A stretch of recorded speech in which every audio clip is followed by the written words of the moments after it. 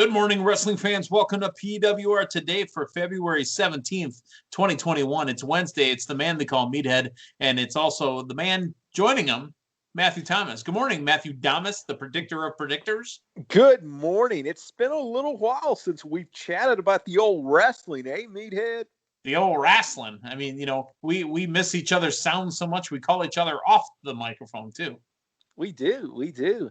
And those conversations will soon be available for purchase. That's funny because I didn't know that they were being recorded. I think I'm going to contact my lawyer.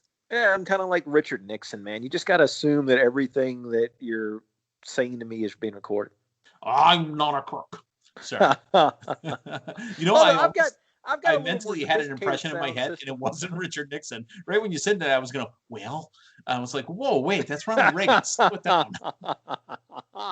That's pretty good, man. Not many people, a lot of Clinton impressions, a lot of, Bush impressions, but not a lot of people go for a Reagan impression. I'm pretty impressed. Well, I'm old, so there were Reagan impressions that were out there back when Reagan was still going on. Yeah, but you don't. Yeah, I mean, it seems like it's a little bit more. It's a little bit more nuanced. There's not that kind of over the top thing you can pull with the Reagan. So I'm impressed. Okay. Don't be. Trust me, anything I do, folks, on these programs, I'm not doing an original thing. I am down with OPF, other people's funnies. If you hear me doing an impression, it's my impression of someone else's impression. Here's the thing, though. I think people would pay good money for an entire show of Ronald Reagan calling modern day wrestling commentary. Well, he's going to go ahead and grapple him. There's a pinfall. Nancy, that's a pinfall. You know what that sounded like? That almost sounded like Jack Nicklaus instead. Yeah, I can see that. Yeah. Or here's the thing though: The Shining would have been a much more entertaining movie had Ronald Reagan had a little. Here's John Cena. Yeah, you see what I did there? I took Johnny and never mind. Let's talk sponsors real quick. Let's talk about Manscaped.com. 20% off. Hopefully, you don't take 20% of your bush off. Take all of it off. Manscape it with Manscaped.com. Promo code PWR gets you 20% off the price, including the free shipping. Also, our friends at CollarandElbowBrand.com, they got the Buenos Hermanos. They've got the new D'Lo Brown stuff. You're looking at the real deal now. Adidas shirts and way more, lots more available over at CollarandElbowBrand.com. Using the promo code PWR360, you can get yourself 10% off. I think it's time to review the site again and maybe get me some new gear coming up for the spring because I'm done with winter. I've had enough. The greater Milwaukee area, which, is a little bit farther south of us, but they got another foot yesterday, Matthew. Yeah, that's some pretty significant precipitation. How low were your temperatures here in the last week? Well, again, I'm in Appleton, about 100 miles north, and it's reached the positives. Oh, yeah. So, it's snowing down in Milwaukee. It's obviously a little bit warmer down there, but they're getting just a dumping. I mean, they're just being dumped on. It's all lake effect snow. Those people that live in cities like Cleveland and Buffalo, and the others that, like Grand Rapids over on the other side of the lake there, they understand what lake effect snow is. And it's no joke, man. I grew up in Bayview, which is right down the road from Lake Michigan. So when, 30 minutes to the west, you go to the other edge of Milwaukee and, they're having sun or it's warm or it's not raining, you get by that lake. You get that lake effect snow. Basically, it's a big bathtub being sucked up into the air and dumped right back on you. Oh, I like that analogy. Big bathtub, yeah. Well, it's a big bathtub. Sorry. Matthew, we're going to talk a little bit. I know that we talked about it yesterday with Linda, but we didn't get to hear what your thoughts were. I want to hear how you felt about, first off, the debut of a new character that we've been looking for. I know you and me specifically had been kind of wondering where this guy's been at. Yeah. And then two, I want to hear your thoughts on NXT TakeOver. But first, the name, L.A. Knight. Yeah. Dummy. I'm not a huge fan of the name, but I don't think it matters. I think you could have, not given him a name or just called him Johnny Sunshine, and it would have been just fine. His level of talent and his personality is going to, shine through all of that. Just a little while he was on TakeOver the other night. I mean, what a great promo in the pre-show. And he told dude to get his prepubescent voice out of here. Yeah. And I mean, here's the thing. I'm watching this promo and you really, and I'm not going to make comparisons, not going to list any names, but you are immediately going to some of the best people who have ever held that microphone, just in the way that personality comes through that screen. And as solid of a show as NXT, I feel like has really been, the last month and a half. NXT, great wrestling. You don't have a ton of those over the top, larger than life characters on NXT. And this is a guy that I really am going to look forward to tuning in each week to watch and also listen to. I mean, just such a great promo that he's known for. I think it is a great move by WWE and NXT. It's the personality, honestly, that I think they're lacking, because they only have one other guy right now that's over the top personality, and he's to the moon. Yeah. Oh my goodness, could you imagine that feud? I know we pre-show we talked about a different feud for LA Knight first, and trust me, I want this one more than I want the other. Does he try to swindle him out of some of his money? Possibly, yeah. Oh my goodness, that would be just outstanding. Because Cameron Grimes has kicked it into overdrive right now. I heard Shane Helms and I listened to him, and we watched the Super Show with Damian and Dave Hero, and we knew Cameron Grimes was a talent from his Impact days, and we knew he was a talent from his early NXT days. However, the Lamborghini and the money and the rap video, it's holy smokes! I mean, it's outstanding. I haven't seen a video this good to match the character since Conan had his rap video interrupted by Disco Inferno. Yeah. My favorite part, I think, of that the other night was where he's burning the $100 bill. To the moon, kiss my grits. Wow. Mm-hmm. Can you imagine Cameron Grimes and LA Knights back and forth on the microphone? Oh, it would be outstanding. Listen here, dummy. Yeah. Kiss my grits. Yeah. And honestly, I mean, I think that might not be that far up the road. I mean, that seems like, because the interesting thing with Cameron Grimes and that character, I feel like that's somebody you could bring him in to go over and nobody would be damaged from it at all. It's going to be interesting to see what they do, program wise with Cameron Grimes now, because clearly they've got something, and I think they know that they've got something. I mean, it's been well established in ring prior, but with the extra notch they've turned it up. I'm really curious as to how they book him. That rap song referred to Mr. Regal, and he came out and said, "I ain't gonna be scared of no zombies." Oh man. And I really thought that program was going to make Dexter Lumis look stronger. Yeah. It just made Cameron Grimes funnier. All it did. Remember, dude, absolutely. He got attacked by the doppelganger of Michael P.S. Hayes, or excuse me, Doc Hendricks. Oh, that's right. Yep. That was amazing. All right, so we talked about our fun spots in the pay-per-view. Let's talk about the again, I don't want to rag on the finish of the women's triple threat, but a solid match. The table didn't implode by just touching it. And let's talk about the end, really, because, again, we reviewed this already. Lindy and I did. But what were your feelings on Adam Cole and the super kick to Balor and to Kyle O'Reilly? Well, I was more excited to the actual finish of the match of a team member of Team Matt Damien retaining his title in the main event of a pay-per-view in a specialty match. You're one of two people that got points. If not for the appearance of Adam Cole at the end, you would have been the only one. Yeah, well, when Damien drafted that team back earlier this year, there was some thought that went into the whole process, and when I relinquished the team from Damien, there was some thought that went into that process as well too. Okay, well, but yeah, I like the finish. I mean, coming down there, you really had to wonder, he's not going to be another member of the Undisputed Era. Right. What's the? And I mean, this basically it's a little bit of a implosion of Undisputed Era, which I did not necessarily see coming. So I think it's the catalyst to a good story that's going to be told. Well, fair enough. Okay.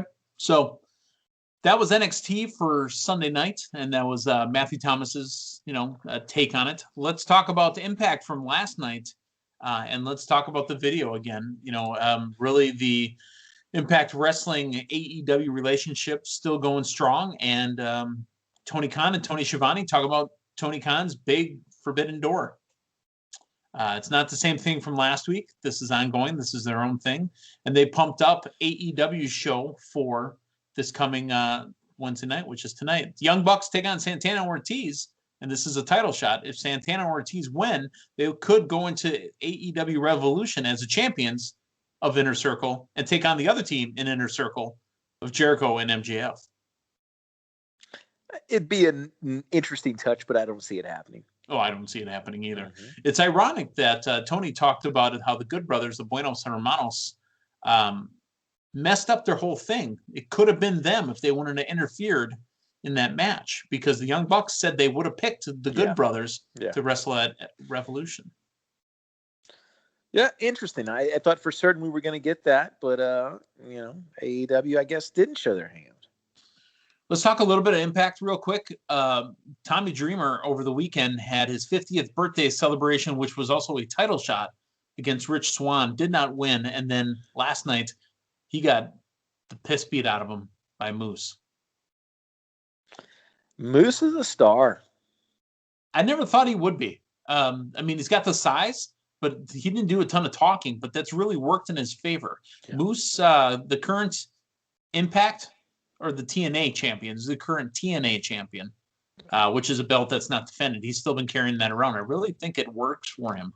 And I think Moose is a future world champion at Impact Wrestling. Is that not that might be the ultimate match in this whole collaboration, is you have him with the TNA championship versus Brian Cage with the FTW championship, huh? Oh, a couple of championships that aren't defended. Mm-hmm, mm-hmm. I like the sound of that. Well, again, Impact Wrestling has those, matches that are still going on. The show still looks good. And let's talk about the big main event for AEW coming up tonight. It's going to be the six-man tag, Matthew, your favorite type of match from AEW. It's a six-man tag. Kingston, Butcher, and the Blade. Moxley, Archer, and Rey Fenix. Your thoughts on how this goes down? The Mad King, Eddie Kingston, has got the Butcher and Blade taking on Lance Archer, Jon Moxley, and Rey Fenix. I'm curious about this match mainly for the further development of Lance Archer. I think he is somebody that has really gained quite a few paces over the last several weeks. And to me, that is the major storyline. That is the major angle that I'm tuning in to see from this individual match. Okay, there's other matches that are happening tonight on Dynamite. The one that really kind of caught my eye, and apparently I'm not as good a broadcast journalist as I thought. Did you know that Matt Sydal had a brother? No, I did not. He's going to be wrestling tonight on Dynamite. The first ever teaming on Dynamite of Matt and Mike Sydal taking on the team of FTR. Interesting. Man, the AEW's really becoming the promotion for everybody and their brother. Oh, boy, that was terrible. That was terrible. Yeah, I liked it. Yep. Sting is going to call out Team Taz, ahead of their street fight match at AEW Revolution. Is it just me, or was this match promoted way too early? Yeah.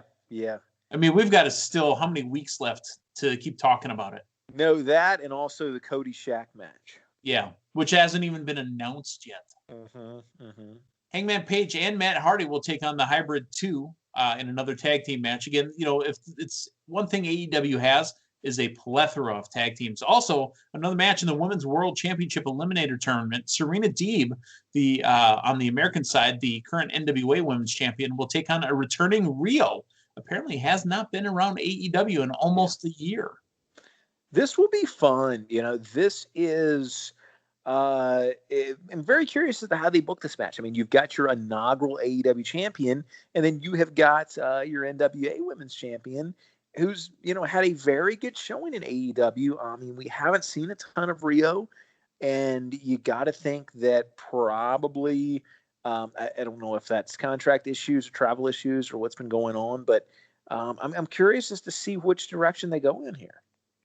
Yeah, and Riho is going to be wrestling on the American side because we still haven't seen yet the matches from the Japanese side of New Japan Pro Wrestling. So it'll be Serena Deeb taking on Riho on the American side. Let's talk about NXT coming up tonight as well. And Matthew, tonight's really the big match is going to be Karrion Kross against the NXT. Well, actually not NXT, but the 205 Live Cruiserweight Champion.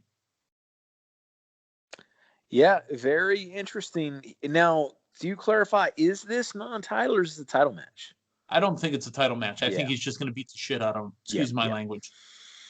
Yeah, no, I mean, and it's been an interesting kind of path back for Kross, but I get the impression that he's going to kind of, work his way up the ranks. I mean, he was not immediately thrust back into that main event picture, and especially with the fallout from TakeOver the other night, you got to think that Balor's next opponent is not gonna be Kross either. So it's not really a scenario of, okay, I'm back now, time to reclaim my championship. It's reestablishing that that build and that refamiliarizing the audience with him being that monster. Yeah, and here's the irony of it. The promo video that's been going out, the commercial that's been playing on USA, doesn't even mention the match. Yeah. That's not even part of the promotion. I think it's the big match, but it's not even part of the promotion. The fallout from Vengeance Day is going to be Adam Cole, super kicking Balor and super kicking Kyle O'Reilly, the implosion of the Undisputed Era. Also, the Dusty Tag Team Champions will be on probably as well. Raquel Gonzalez and Dakota Kai. And the team of MSK. So that's really what we've got next. And hopefully we get Cameron Grimes, baby. I like it. And, well, of course, I also want to see L.A. Knight. Yeah. Yeah, I mean, I can't remember the last time that I was this excited to tune into NXT for personalities. And I mean, not a knock against any of the NXT roster promos or anything, but I mean, this is they're, I think, picking up something that they were missing a little bit, or just really didn't emphasize all that much. So that is exciting. Kiss my grits to the moon. So I'm excited. That's what I'm looking forward to.